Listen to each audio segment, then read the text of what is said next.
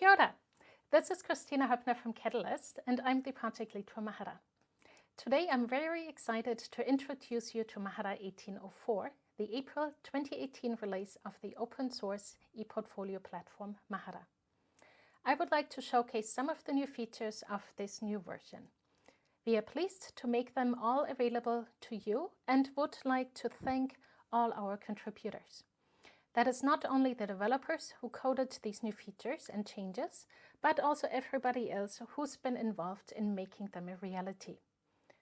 Our sponsors, UX designers, translators, graphic designers, testers, front-end developers, system administrators, information security researchers, and many others who've supported the community contributors and also the Mahara core team at Catalyst along our journey to this latest release. One of the areas that saw most new features implemented this time around is privacy. We created several new features to be compliant with the GDPR, the European Union's new General Data Protection Regulation. That is coming into effect on the 25th of May in 2018. If your organization is affected by this new regulation, you can turn on strict privacy mode in Mahara in order to require everybody to consent to the terms and conditions and also the privacy statement. Since not every institution may require that, we made it an option in Mahara. And in some cases, especially if you work with younger students, you may want to require parents to sign statements. But if you have this feature turned on, everybody will be required to consent to the privacy statement and terms and conditions in order to use their account on Mahara. And that means also that when things change, they will be required to consent to them. So here I'm logging in as a student, and the institution has just required the privacy change and added something to their privacy statement. So now I can read it and consent to it. Previous statements that I may have already consented to are displayed as well, and I can see when I consented to them.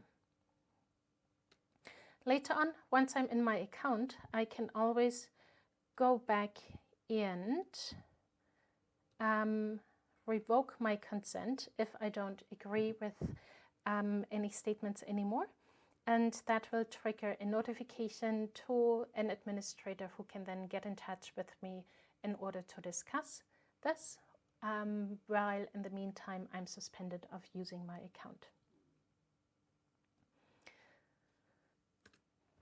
Now, it is important for the GDPR that transparency is given, and therefore we implemented a version history of terms and conditions and also the privacy statement, so that it is very clear who wrote which version and when it was created, so that it can be followed up. What you do need to be careful about is that when you change a version, you always change the current one. And when you make a change and save your version, everybody who needs to agree to it or consent to it is directly asked to consent to that change once they log in again, or once they go back to the site if they are already logged in. So even tiny changes like spelling mistakes do require you to save a new version, and therefore be careful and make all the changes beforehand in order to upload the latest version without having to make any changes to that online. It is also possible to report over these consents, namely in the reporting area. There you'll find the report type legal consent and can then decide which columns you want to display in your report and see who consented to which agreement at what point. In some cases, there needs to be an institution agreement. In other cases, there doesn't have to be one. And when you click on one of these agreements, you're being taken directly to the page which says what this person consented to at what point, so to which version of the privacy statement or terms and conditions they consented to. The site administrator who created any of the statements automatically accepts them, but everybody else needs to consent to them themselves. And of course, institution administrators can also create their own privacy statements and terms and conditions. Another area of the GDPR is the right to be forgotten, and that means that it shall be possible for anybody to delete their account. Now, we've had the account deletion possibility in Mahara already, but only for those that self-registered and had the internal authentication method. Now, everybody also with an external authentication method can delete their account. Since people can use their Mahara account as part of a degree or other formal education program, we implemented the possibility for institutions to review the account deletion so that they can just double check it before accounts are deleted and it is very difficult to get them back. So the site administrator can require that accounts are reviewed before deletion, or if the site administrator leaves that up to the institutions, they can change that in their institution setting. And so if the review of accounts is turned on, then as a user, I can't directly delete my account, but I need to provide a reason. And then the request is sent to the administrator for that institution, or if there's no institution, to the site. And then that administrator or the site administrator can deal with that, namely by going to the administration area and then looking into the pending deletions, going to the institution and then seeing who requested the deletion and either approve it or deny it. In this case, I'd like to talk a little bit longer with caller and deny the request. Or I can simply approve it and then the account is automatically deleted and all personal account being removed. Content that was created in groups on the institution level or the site level is still available though.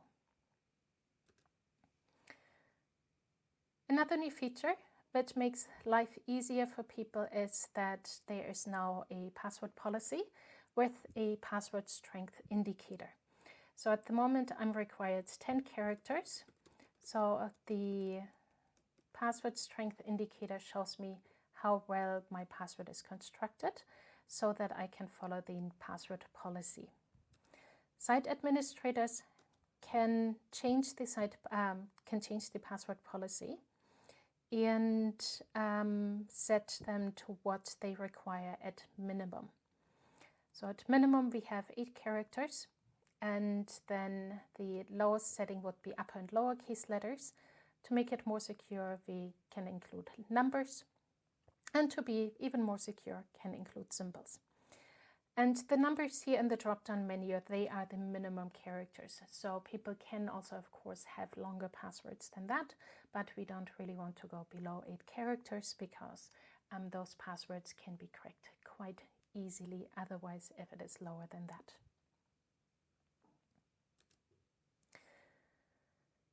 So now let's take a look at some of the portfolio features. These were very administrative or legal features that we've seen so far, but they are very important to protect user accounts, privacy, and also make accounts secure. But we've also, of course, also implemented some features that benefit the portfolio work. And so the first one is one that has been requested for many, many years. namely the rotation of images. And we finally found a solution that is a possibility there. Another new feature is that you can link to personal portfolio pages directly from other pages. So if we go to a portfolio page and include a text block, for example, there you can link to another page entirely without needing to know the URL of this page as you needed in the past. So you can simply go to the link icon and then from the link list pick the portfolio page that you are interested in, and the URL to it will be included automatically to it. Please do be aware though that page permissions still come into effect, and so if that page is not available to the person viewing this portfolio here, then they would still not be able to see it.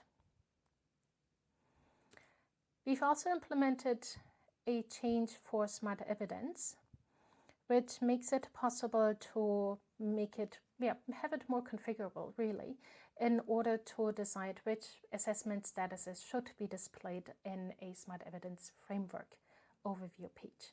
So you can decide either just to show the meet the standards one or ready for assessment or any of the other standards, to receive a summary over how many of these assessments the student in question has already achieved.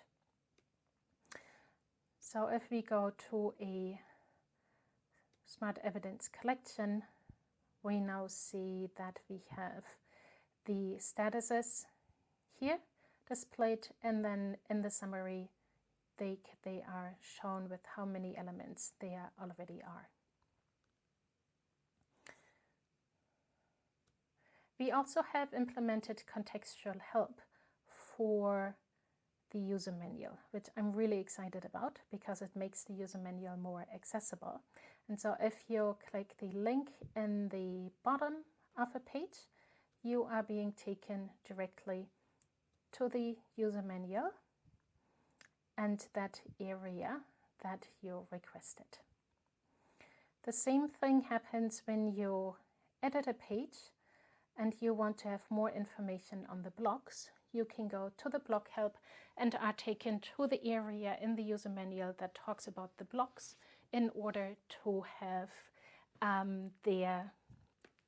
this description displayed.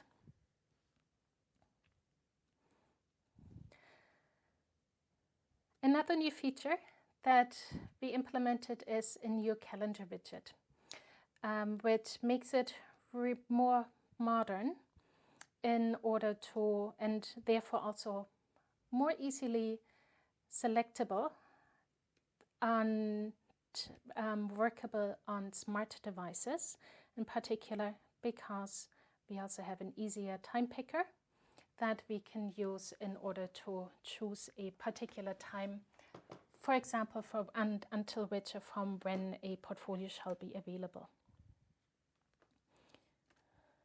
Now, a lot of portfolios can be quite large, and if you're at a big institution, you might run into storage problems, and storage is going to cost a lot. Well, that's where the cloud can come in, and Mahara supports object storage for files that are being uploaded, and that excludes generated thumbnails, but every other file can be moved to object storage. And currently, this plugin is available for Amazon Web Services S3 and also Microsoft Azure's Blob Storage. While you still need to install two plugins, one the Objective-S one and also then one specifically for the cloud provider that you're using, the underlying infrastructure that supports the use of these plugins is available in Mahara 18.04. Therefore, helping you also to reduce costs in your operation of your Mahara site. We've implemented many more features than the ones that I could just showcase here in this video. And please feel free to look at all of them and also all the bug fixes that we have created, because there are many again, making this version, of course, the best so far of Mahara, because we are always looking to improve the site and give you new features to make your portfolio work easier and also have easier ways of working with Mahara. All the user-facing features are documented in the Mahara 1804 user manual that is available to you under manual.mahara.org, where you have the highlighted new features all summarized in the What's New in Mahara 1804 section. And then all the other features are always indicated in the manual with the little bot icon and the 1804 flag. You can get to each of these new features very easily through the index, and then going to New in Mahara 1804, where you can then click the individual index entries and are taken to the specific portfolio pages where you can read up more information about them.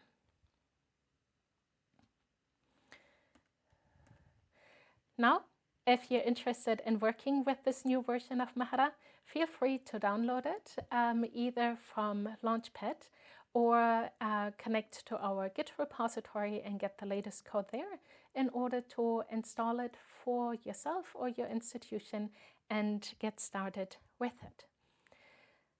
And we also look forward to your feedback of this new version, and also if you have any ideas for new features in Mahara or how to change certain features in Mahara, please put the information either on our bug tracker or get in touch with me via Kristina@mahara.org, or discuss them in the community so that you know if others are interested in them as well.